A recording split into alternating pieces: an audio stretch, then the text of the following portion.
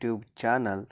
In this video we are going to discuss about bus zone protection. After generator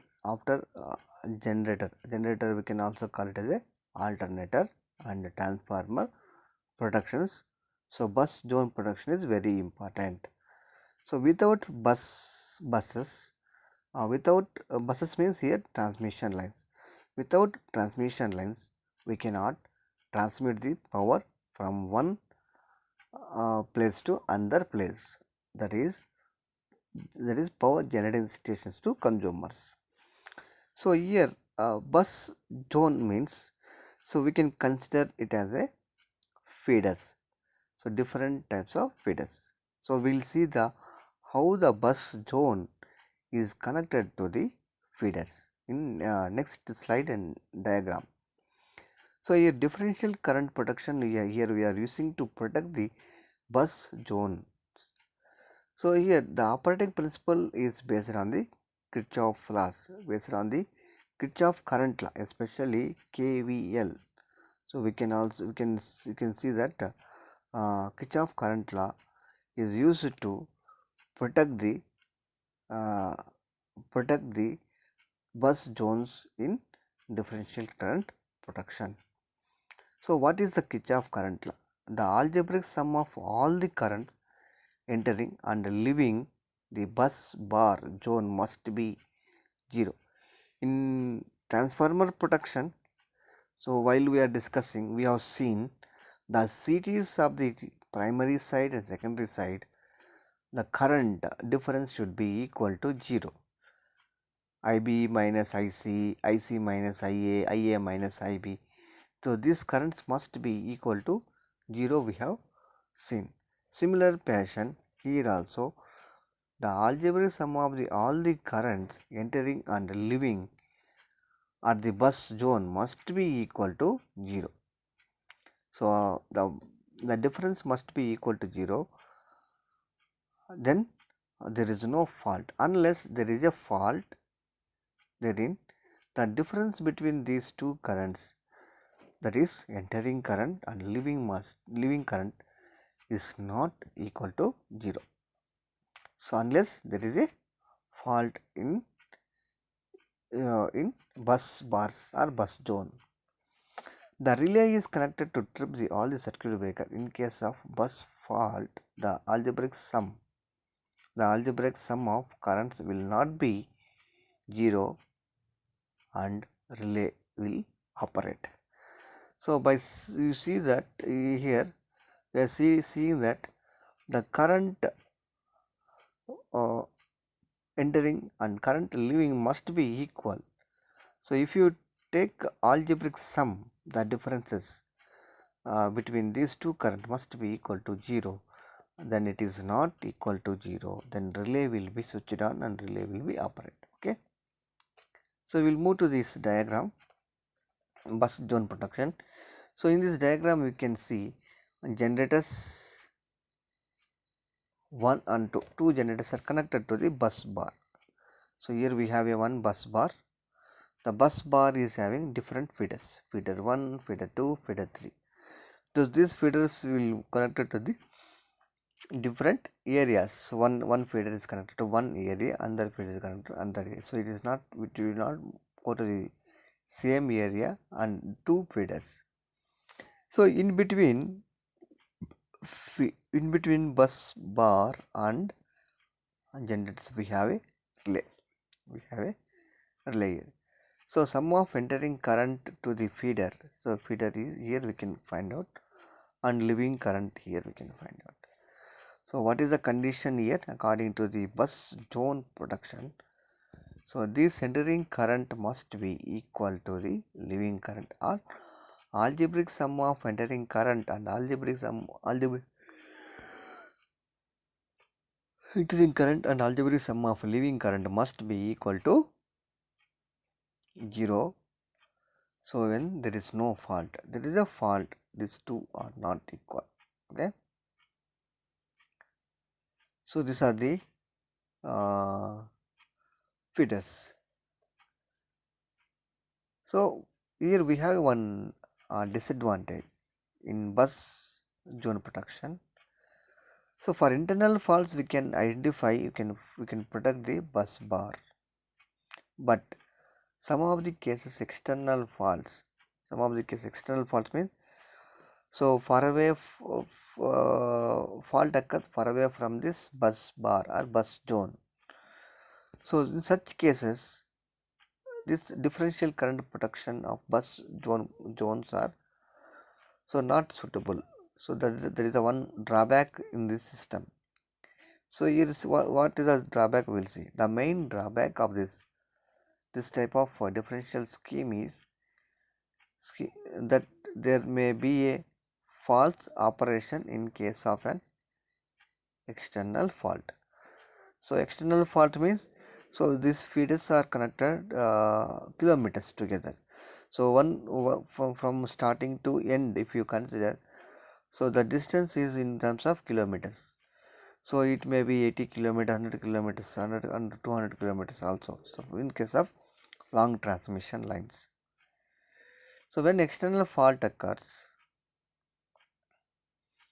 so this production is not suitable. Okay. So this production will give the false operation. Okay. So this is due to saturation of one of the CT of the faulted feeder. So sometimes CTs, so here we can see the CTs how it is connected. CT's current transformers is used to sense the current. So what is the difference between ammeter and CTs? Ammeter is used to sense, ammeter is used to measure the load currents up to 100 amperes. From 0 to 100 amperes you can measure. So more than 100 amperes, ammeters will not give the correct values. So it may give the parallax errors, it may give some errors. So we have to take, sometimes we have to take some assumption. So to avoid that errors, here we are using current transformers. So current transformers is used to measure the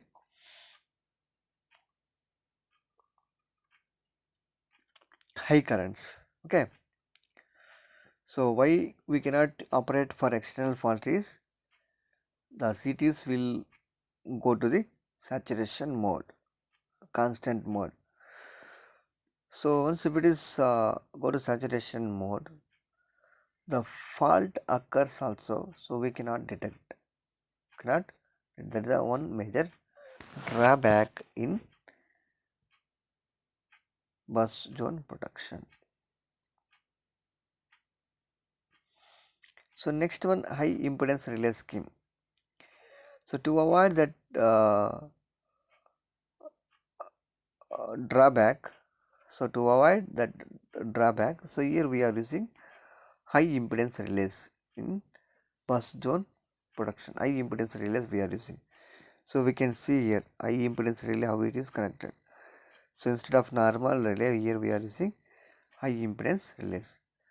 A sensitive DC polarized relay is used in series with a tuning circuit, so which makes the relay responsive only to the fundamental component of the differential current of the CT.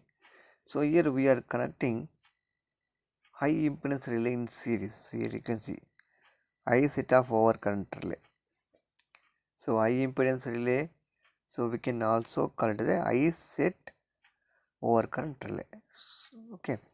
So it is connected in series. In this diagram we can observe.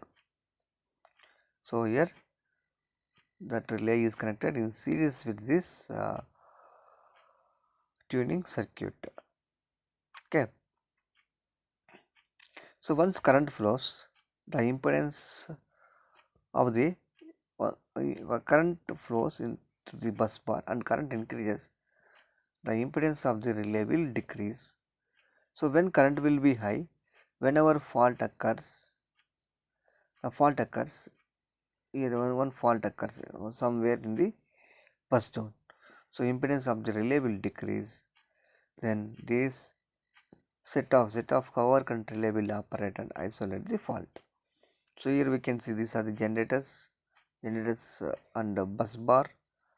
Here these are the CTs. So CTs is used to measure the high currents. So high currents will flows when impedance is reduced, that is called as a fault occurs. So like this, here we are using high impedance relay scheme in power system to avoid the drawback. Okay, so false operation in case of external fault, to avoid the drawback, here we are using this relay, high impedance relay. Okay, so next one, frame leakage protection. So one of the important protection in power system, one that is called frame leakage protection. So this is more favored for indoor and outdoor uh, installations. So this is one of important protection for indoor and outdoor installations. So this is applicable to metal clad type switchgear installation. So here you can see this frame leakage protection, how it is. So frame leakage protection always insulated from the ground. So insulated from the ground, here we have to take. So here so this is a bus enclosure, this is a bus frame. So here we have feeders, feeder 1, feeder 2, feeder 3, feeder 4. So here overcurrent relay is connected. Whenever fault occurs, so that insulator between these two connections, bus enclosure and station earthing, so that will be avoid the frame leakage current. So insulator is avoid the frame leakage current through this bus enclosure to bus earthing station.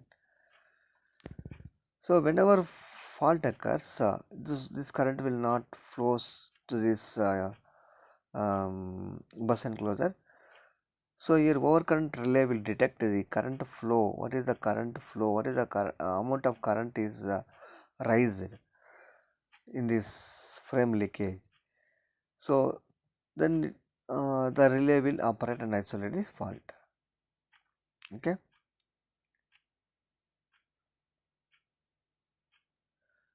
So frame leakage protection is also be as a grounding.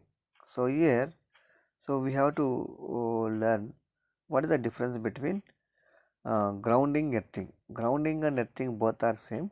In European countries, they will call it as, they will call grounding as earthing. Other than the European countries, they will call it as a grounding. So frame leakage protection, how we are doing is by using grounding. Okay, the frame is insulated from the ground. So whenever overcurrent occurs, automatically the current will flow through the ground. Okay, this is about the frame leakage protection and high impedance relay use in bus zone protection. Okay, so these are the important things. Frame leakage protection also one of important question for 6 marks. Explain the frame leakage protection with a neat sketch or with a neat diagram. You have to draw this diagram and you have to explain about frame leakage protection. Okay, thank you everyone.